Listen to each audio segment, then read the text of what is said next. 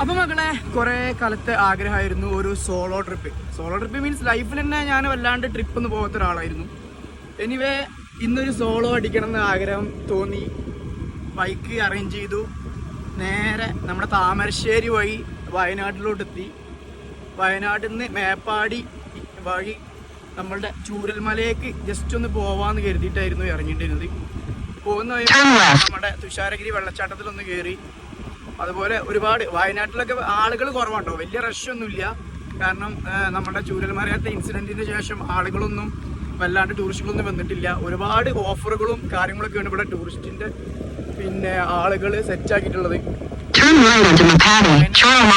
ലൈഫിലേക്ക് കൊണ്ടുവരണമെന്നുണ്ടെങ്കിൽ നമ്മുടെ പല ജില്ലകളിൽ നിന്നും ആളുകൾ തിരിച്ച് വയനാട്ടിലോട്ട് പോകണം. ടൂറിസം ബാക്കായിട്ടുണ്ട്. എല്ലാവരും പോവുക, സപ്പോർട്ട് ചെയ്യുക. എന്താ പറയുക, ഈ ഒരു പ്രകൃതി ഭംഗി ആസ്വദിക്കാൻ വീണ്ടും വയനാട്ടിലേക്ക്